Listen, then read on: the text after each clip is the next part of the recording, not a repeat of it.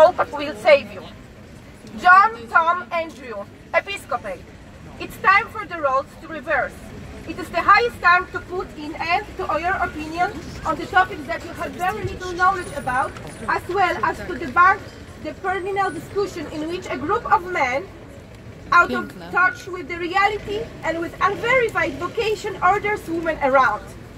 I picture the following scene.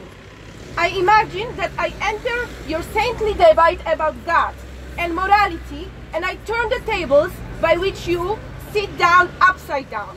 I do not do it because I am in an emotional trauma, not because I'm half naked. I do not even scream. I turn the tables that you're debating by because I'm seriously angry. I'm serious and my adrenaline level hasn't increased at all. Then I dream, because it's a fantasy how I enter the Episcopate debate. Then I dream that I ask you all to change your clothes, because in your black clothes you look very serious. So we don't talk to you like to humans, but we talk to you like you're someone very important, higher than me. But you're my partner. You're just a man with a name, John or any other person. So I don't want to talk to you like you're sitting in your church comfortable, but like you are a person with a name, a boy who had a past, who chosen to be in the church, and I'm a girl who did not choose to be in the church. If we are to talk, dress up casually. Put on something that will remind you that you are only humans.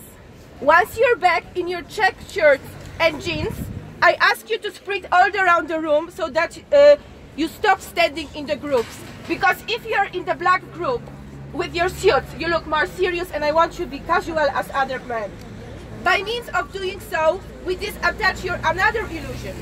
A group of dominant men who stay together and decide about everything. Now, please introduce yourself.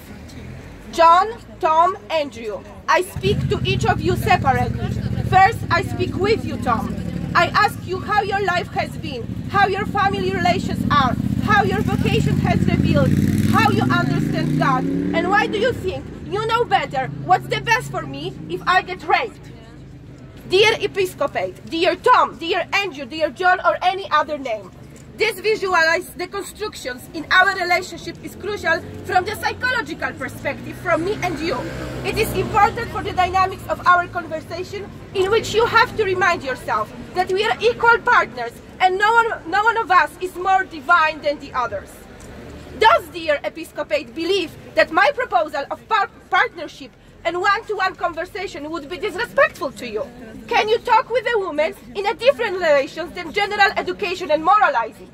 I firmly believe it is time to case going round and round in circles and realize what I think God is, if does exist, would approve. Empathy, listening to others, and reflection on the feeling of your own inabilities. What about calling ourselves by the first names? Shall we? After all, you are filled with the God's love, aren't you? And God does not give himself this right, so please do not think so highly of yourself, Mr. John, Mr. Andrew. Don't prove me that you have to wear the super clothes, speak up from the pulpit to be so important and wise. Come to my level, come down to me where I stand, here and now, you and me, personal. What do you think about children? I understand that for God's sake you choose not to have them.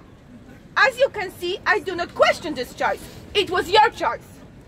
It was your choice, John, Andrew, and Tom. You will not be setting up the only legitimate family unit and doing human duty because there is something bigger for you. And you chosen this, and this is God. Your hands and your minds, you gave rise to something known as vocation. You sit in front of me in flamed shirts, scratching your heads, but do not worry. I will not be judging you. I will not ask you for a justification. I am accepting what you've chosen, and I'm asking you to accept what I have chosen, to not follow what you're telling me. I am not calling you insane. You have to admit this is a very understanding attitude. What do I know about it? Like I knew what vocation is. For us women, the vocation occurs up to a certain point. The Catholic Church does not allow women to be priests, right? I cannot remember why. Can you remind me? Is there anything wrong with me that I cannot be priest and sing in your church? Am I unable to feel the vocation? Do I not feel God or something? Am I not entitled to be this missionary, or what's wrong with me? Tom, can you remind me why? John, now your time. Listen. Imagine that you were raped, or that your life is very much at stake, or that you are carrying a headless baby. Can you imagine this? Can you emotionally visualize this? Have you ever tried this? You are barely surrounded by women. You're only surrounded by women. So I presume that is your vocation, your God, that mistakes your empathy and emotional intelligence so incredibly. Maybe the decision about what is good or bad was based on something completely different. What made you to think this way? Tell me about it, please, as I'm sincerely curious. Perhaps you have reverted to opinion polls? Have you spoken to victims of rapes ever? Yes, I know, I have to finish, I just will finish details. Have you talked to the psychologists that work with women? Have you taken out any survival of the mothers of one? Or you maybe even been holding a man's hand in first film when his wife was dying in labor? Have you ever done those things that you have right to tell me what to do? And it's much longer, and I don't want to bore you with this, but I will send you the letter. And I would suggest with this that we all, while we communicate with the church and while we communicate with the episcopate, put them down to the level equal with us. I don't want to look up when I talk to people just because they are dressed nicely. They have names, they have past, they have choices that were made based on their psychological conditions, and I want them to talk about their insight as humans, and only then we have a conversation.